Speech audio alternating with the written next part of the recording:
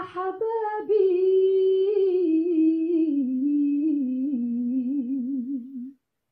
في القرب وفي البعد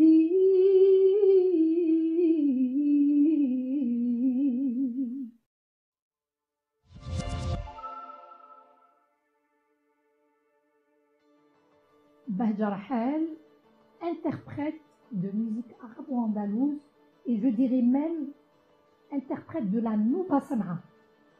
La Nouba, parce que je me suis spécialisée dans la Nouba, donc c'est vraiment la Nouba Sanaa et les dérivés, donc Aroubi et Hawzi, mais c'est plus, ma spécialité c'est vraiment plus la Nouba Sanaa, donc école d'Alger.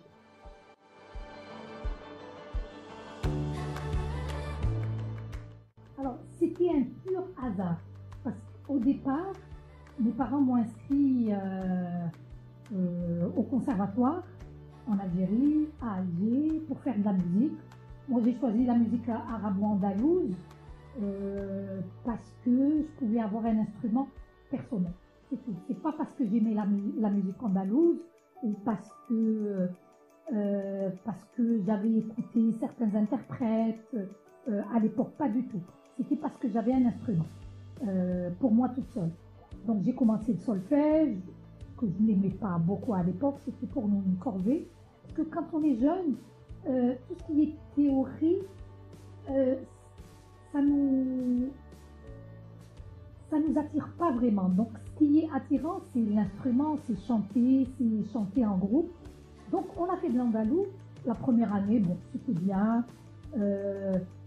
D'ailleurs, à la fin de l'année, j'ai eu des meilleures notes en examen de musique. La deuxième année, la troisième année, c'est à partir, disons, de la troisième année où j'ai vraiment commencé à aimer. Mais la passion est née bien plus tard, hein, des années après. Et d'ailleurs, la musique a toujours été en parallèle hein, de mes études. Parce que souvent, on entend dire des chanteurs, des chanteuses ou même des musiciens. J'ai rêvé, ou je rêvais depuis mon jeune âge de chanter, de monter sur scène. Moi, je n'ai jamais rêvé de ça. Donc c'est pour ça que je dis c'est un pur hasard au départ. Mais ensuite, j'ai aimé. J'ai commencé à aimer même mes enseignants, mes maîtres, mes professeurs. J'ai commencé à aimer cette musique par les textes, par la poésie, par la musique, par les instruments. Et le fait que même quand on était jeune et au niveau des associations en Algérie, on faisait quelques représentations sur scène, il y avait les parents, il y avait les familles, il y avait un public, même si c'était un public, c'était des invités, c'était nos familles, nos amis, c'était pas un public puisqu'on n'était pas des professionnels, mais c'est là où j'ai commencé vraiment à aimer cette musique. Et un jour, j'ai compris que j'avais quelque chose de particulier parce que vu les avis que j'avais, les commentaires, donc j'ai compris qu'il y avait quelque chose de particulier. On a commencé à me donner des solos sur scène quand j'étais avec une association, avec un orchestre. J'avais un solo à chaque fois et souvent le solo le plus important. Donc là, ça a fait tilt. Et on a commencé à me proposer même d'enregistrer, de faire des solos plus importants, plus longs, et quelquefois même d'interpréter une nouba complète sur scène. Et pourtant, j'étais avec une association, je n'étais pas seule sur scène. Et de là, j'ai continué à me former dans ce genre musical. Et je me suis dit un jour, pourquoi ne pas commencer ou entamer une carrière professionnelle.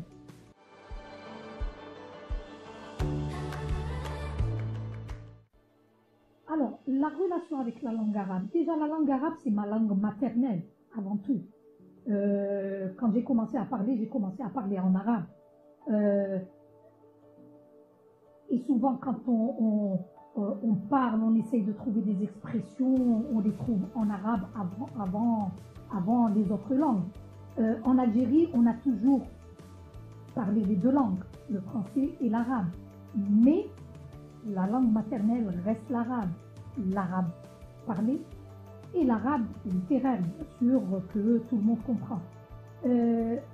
Et d'ailleurs, la langue arabe, c'est elle aussi qui m'inspire maintenant, qui me donne plus d'émotion, même quand je parle de poésie, quand je suis en concert, quand je suis en cours, ou c'est les ateliers que j'anime, je donne par exemple la poésie en arabe. Le fait de la traduire, le fait d'expliquer aux intervenants, quelquefois au public, parce que même pour le public, souvent, déjà, un album est enregistré, il y a,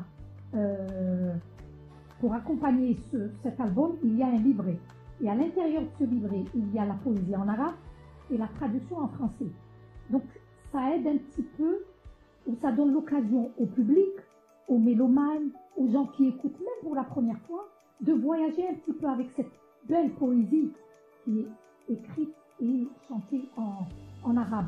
On voyage avec, parce que bon, certains ne comprennent pas, ils voyagent avec la voix, avec la mélodie et les instruments de musique. Mais le fait de comprendre la poésie, de comprendre le sens, c'est on pénètre aussi un monde merveilleux qui est cette poésie arabe. Donc, ma langue maternelle, donc déjà, ce rapport, c'est déjà avec la langue maternelle.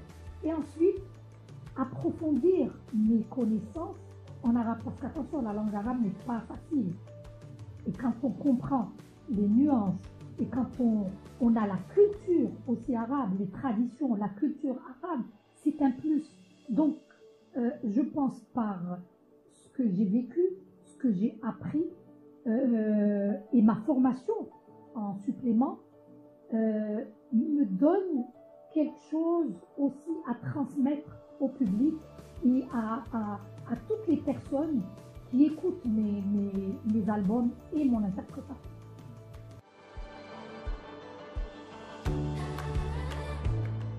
Pour moi, déjà, c'est une fierté, la langue arabe, parce que le fait de la parler, de la comprendre, et donc d'expliquer la poésie que je chante, que j'interprète, que je présente, que je représente, c'est une fierté.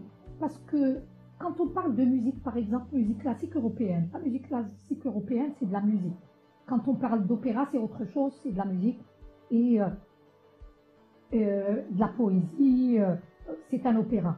Mais dans la musique arabo-andalouse, la poésie est toujours associée à la musique. Ça va ensemble, ce n'est jamais dissocié. Donc le fait de chanter et de passer un message, d'expliquer cette poésie, c'est un plus, parce que savoir aussi en parler, savoir l'expliquer, c'est un plus. L'important, c'est pas juste d'être sur scène et de chanter ou d'interpréter une nouba. L'important, c'est aussi, déjà en comprenant toute la poésie et ses nuances, on arrive à passer une émotion au public. On arrive à passer un message. Et le fait que le public est en symbiose et vraiment avec moi ou avec nous sur scène, c'est très important. Donc, ce lien est très fort avec la langue arabe. Je pense que si je n'avais pas encore approfondi mes connaissances dans la langue arabe, dans la poésie arabo-andalouse, je n'aurais jamais pu passer une émotion particulière.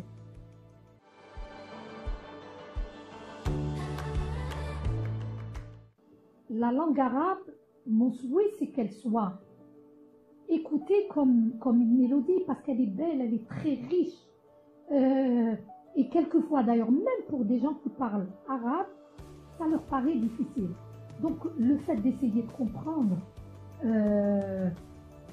et donc, ça pourrait attirer par sa beauté, on pourrait attirer le monde entier. Mais il y a encore des choses à faire, mais je pense comment faire. Mon souhait, c'est vraiment qu'elle soit qu'elle soit aimée, appréciée partout dans le monde.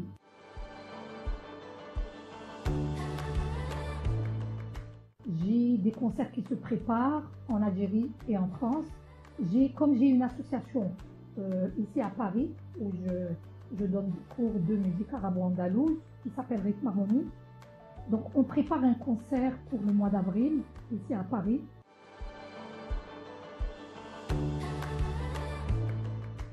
Salamun alaykum kullukum kama